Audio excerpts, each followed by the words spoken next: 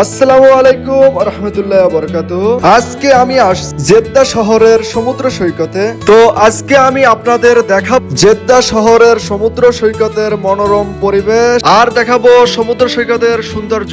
আমার সাথে থাকুন। আপনারা দেখতে পাচ্ছেন আমার পিছনে আছে জেদ্দা শহরের সমুদ্র সৈকত, যা আসলে অনেক সুন্দর একটা জায়গা। যে জায়গাটা আসলে আপনারা বুঝতে পারবেন না, তারপরে আপনারা আমাদের ভিডিওটা উপভোগ করুন। এখানে সবচেয়ে মজার ব্যাপার হলো মানুষজনের সকাল শুরু। কেউ দৌড়াচ্ছে, কেউ হাঁটছে, আবার কেউ ব্যায়াম। ছোট বাচ্চারা দৌড়াদৌড়ি করছে আর বুড়োরা দিন হাঁটছে। আসলে জায়গাটা এমন যে সবাই নিজের মতো করে সকাল এনজয় করে।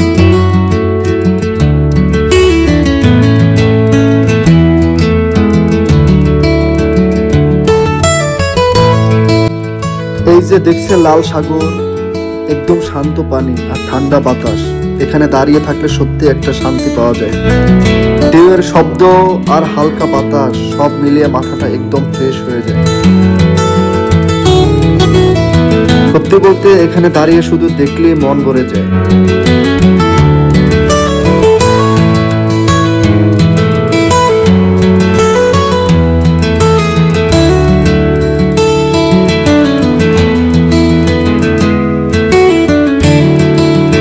প্রাকৃতিকের সাথে যখন আপনি মিলে যাবেন, যে এটার সাথে যে আপনার যে গভীর প্রেম, তখন এটা আপনি যখন আসবেন, সমুদ্রের পাড়ে আসবেন, কোনো বন জঙ্গলে ঘুরতে যান, তখন আপনি উপলব্ধি করতে পারবেন প্রাকৃতির যে প্রেম, যে ভালোবাসা, যে আবেগ মিশে আছে অথবা মিশে থাকে। সবকিছু মানুষের সাথে বেইমানি করে, কিন্তু প্রাকৃতির সাথে বেইমানি করবে না। প্রাকৃতিককে ভালোবাসুন, প্রাকৃতিককে সম্মান করুন।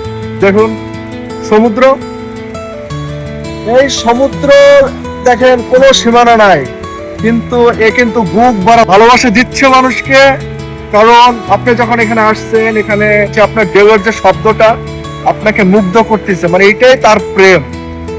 অনেকে এই সমুদ্র থেকে জীবন পরিচালনা করতে আপনাদেরকে বুঝাতে পারবো না। মানে আপনাদের প্রকৃতির সাথে আপনি যখন মিলবেন, পৃথিবীর যে প্রান্তেই থাকেন না কেন, প্রকৃতি আপনাকে ভালো কিছু উপহার দিচ্ছে। আপনার জীবনকে এই প্রকৃতি গুছিয়ে দিতে পারে। আজকে দীর্ঘদিন পরে যখন আমি সৌদি আরবে আসছি, সৌদি আরবে আসার পরে 3.5 বছর পরে আমি আজকে মনে হয় বাসা থেকে বের হয়েছি। আমি যখন এই সমুদ্রের পাড়ে এই ঢেউয়ের শব্দটা যায়, আমার মনে হয় যেন মাথার ব্রেনকে টোকা দিয়ে চলে যায়। কারণ এই শব্দের যে মায়া, এই শব্দের যে সুর, আপনি না আসলে বুঝতে পারবেন। তাই আমি মনে করি প্রতিটা মানুষের একবার হলে সমুদ্র সৈকত সব আসা দরকার।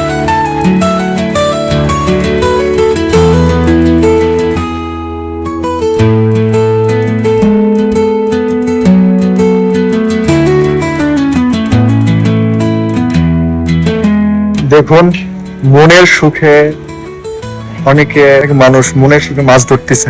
কারণ আজকে শুক্রবার, এখানে তারা সময় কাটাচ্ছে মাছ ধরে। মানে ওই যে বললাম যে মনের যে ক্ষুধাটা, ওটা নিবারণ করতেছে।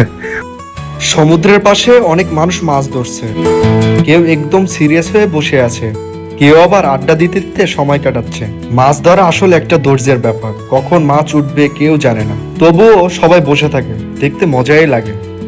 দীর্ঘক্ষণ বসে থাকার পরে এক ব্যক্তি একটা মাছ পেয়েছে, অনেক বড় মাছ, দেখতে অসাধারণ।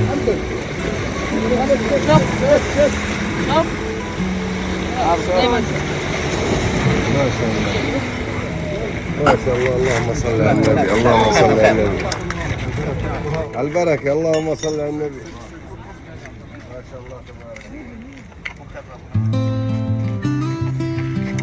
সমুদ্রের পাড়ে যত দূর চোখ যায় তত দূর হাঁটতেছে, কিন্তু হাঁটার সাথে সাথে দেখতে পাচ্ছেন যে এখানে মানুষ মাছ ধরতেছে। কিন্তু এই দেখেন হাজার হাজার মানুষ মাছ ধরতেছে, কিন্তু পাচ্ছে 2-1 জনে।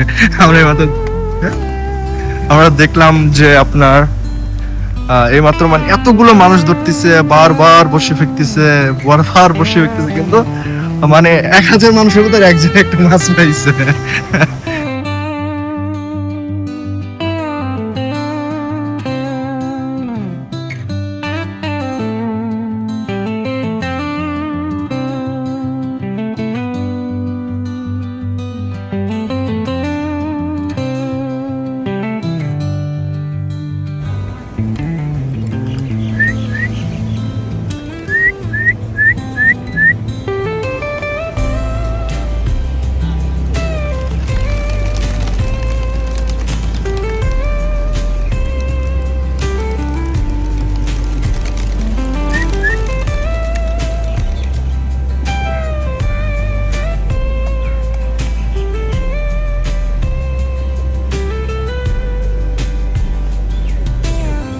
দেখুন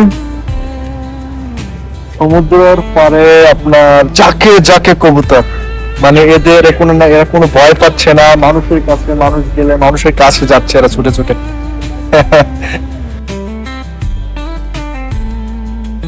আজকের ভিডিওটা বানাতে আমাকে সম্পূর্ণ সাহায্য করছে আমার চাচা। আমি যখন সর্বপ্রথম ভিডিও স্টার্ট করি, যেখানে লেখা জেদ্দাম, ওখানে বসে ভিডিও বানানো শুরু করছিলাম। তো আমার হাতে গিম্বেল ছিল, মাইক্রোফোন ছিল।